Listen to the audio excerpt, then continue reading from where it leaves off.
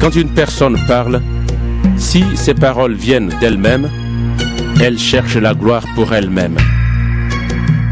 Mais quand quelqu'un cherche la gloire pour celui qui l'a envoyé, il dit la vérité. Il n'y a rien de faux en lui. C'est Moïse qui vous a donné la loi, n'est-ce pas? Et pourtant, aucun de vous n'obéit à la loi. Alors, pourquoi est-ce que vous cherchez à me tuer? Les gens disent à Jésus: Tu as un esprit mauvais en toi. Qui donc cherche à te tuer? Jésus leur répond: J'ai fait une seule action, et vous êtes tous étonnés. La circoncision ne vient pas de Moïse. Elle vient de ses ancêtres. Mais Moïse vous a donné l'ordre de circoncire les garçons. C'est pourquoi, même le jour du sabbat, vous acceptez de circoncire quelqu'un. Le jour du sabbat, vous pouvez circoncire un garçon sans désobéir à la loi de Moïse.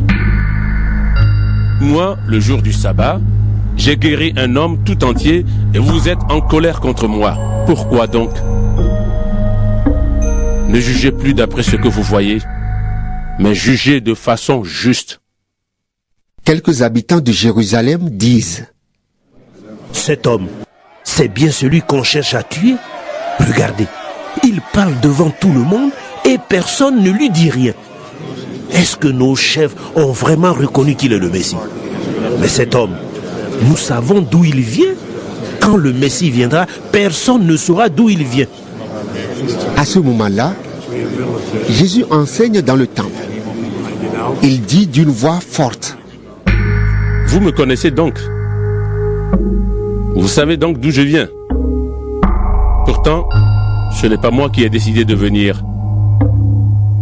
Mais celui qui m'a envoyé mérite votre confiance. Lui, vous ne le connaissez pas. Moi, je le connais. Oui, je viens de chez lui et c'est lui qui m'a envoyé. Alors les gens cherchent à arrêter Jésus, mais personne ne peut le prendre. En effet, pour lui, ce n'est pas encore le moment. Pourtant, dans la foule, beaucoup de gens croient en lui. Ils disent: Quand le Messie viendra, est-ce qu'il fera plus de signes étonnants que cet homme-là? Les pharisiens entendent tout ce que la foule dit de Jésus à voix basse. Alors les chefs des prêtres et les pharisiens envoient les gardes du temple. Jésus dit: Je suis encore avec vous pour peu de temps. Ensuite, j'irai retrouver celui qui m'a envoyé. Vous me chercherez et vous ne me trouverez pas, parce que vous ne pouvez pas aller là où je vais. Alors les Juifs se demandent entre eux: Où va-t-il aller? À un endroit où nous ne pourrons pas le trouver? Est-ce qu'il va aller chez les Juifs qui vivent parmi les Grecs? Est-ce qu'il va enseigner aux Grecs? Il nous a dit: Vous me chercherez et vous ne me trouverez pas. Vous ne pouvez pas aller où je vais. Qu'est-ce que ces paroles veulent dire? Le dernier jour de la fête est le plus important. Ce jour-là, Jésus, debout, dit d'une voix forte: Si quelqu'un a soif, il peut venir à moi et boire.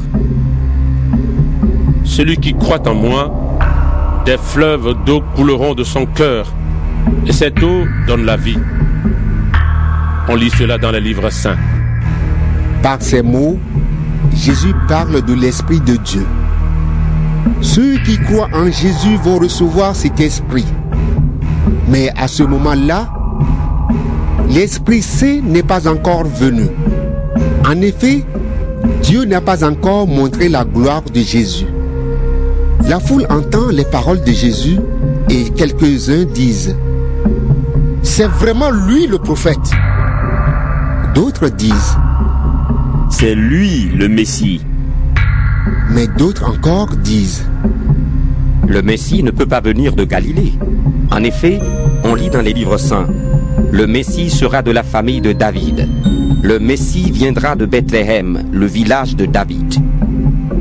Ainsi, à cause de Jésus, les gens ne sont pas d'accord entre eux. Certains veulent l'arrêter, mais personne ne peut le prendre. Les gardes du temple reviennent près des chefs des prêtres et des pharisiens. Ceux-ci leur demandent: Vous n'avez pas amené Jésus. Pourquoi? Les gardes répondent: Personne n'a jamais parlé comme cet homme. Alors les pharisiens leur disent: Il vous a trompé, vous aussi. Aucun de nos chefs, aucun de nous pharisiens n'a cru en cet homme. Et cette foule qui croit en lui, elle ne connaît pas notre loi. Ce sont des gens que Dieu rejette. Nicodème est un de ces pharisiens. C'est lui qui était allé trouver Jésus quelque temps avant.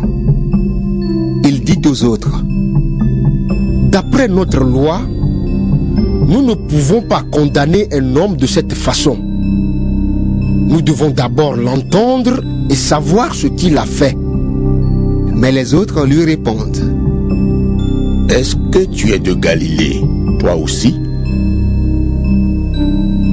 Étudie les livres saints et tu verras. Un prophète ne peut pas venir de Galilée. Ensuite, chacun s'en va dans sa maison.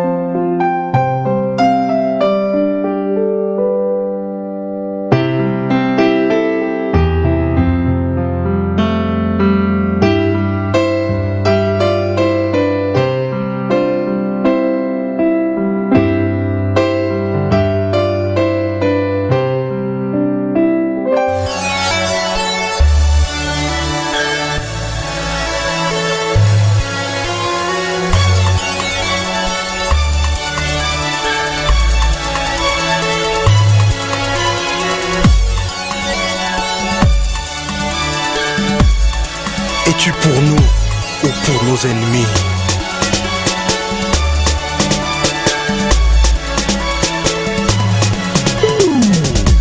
Nous sommes soldats du ciel, l'armée de l'éternel. Notre mission est claire, faire tomber Jéricho. Allons détruire les murs qui nous barrent le chemin. Marchons ensemble vers Jéricho.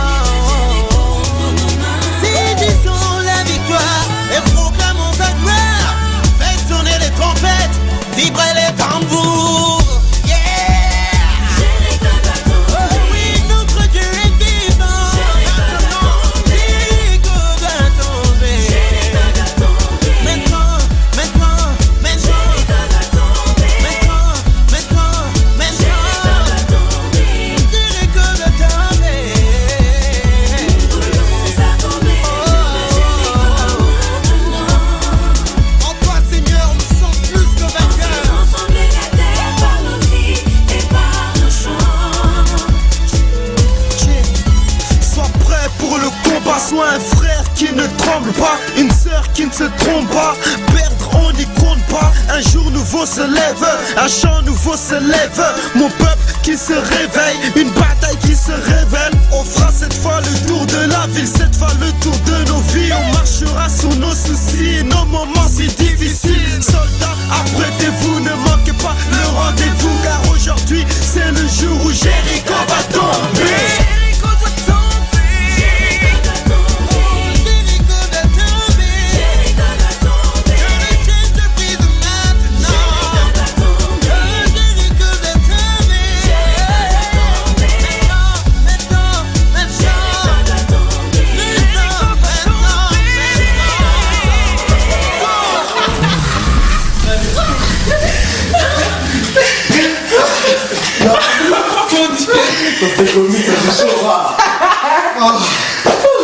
Ça va rien.